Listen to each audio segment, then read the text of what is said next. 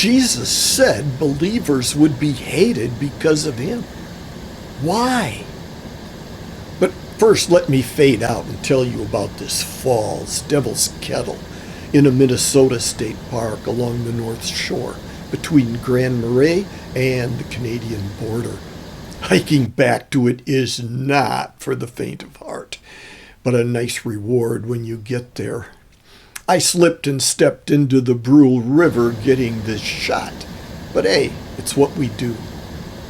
Anyway, have you wondered why Christianity is so hated? What's so bad about love, joy, peace, and self-control? Paul tells us, do nothing out of selfish ambition. And I'm thinking that's not so bad. Society would be okay with some of that.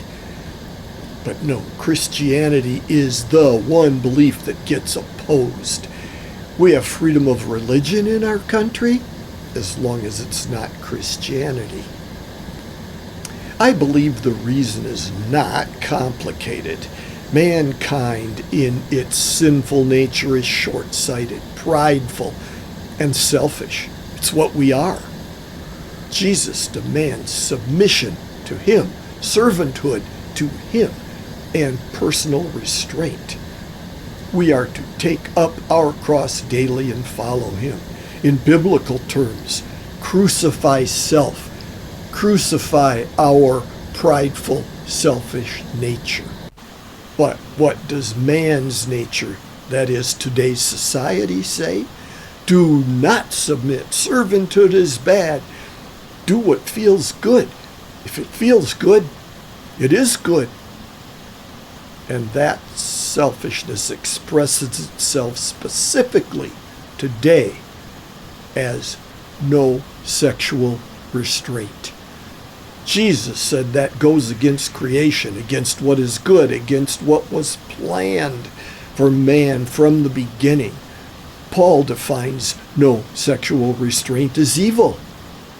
Aldous Huxley wrote about that societal desire honestly and transparently in his book, Ends and Means.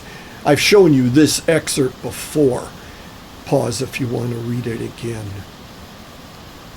That sexual freedom today is defined by support for abortion and for the LGBT plus lifestyle. Society tells us that we are evil and bigoted if we don't support those things. That sexual freedom is consistent with an advanced society.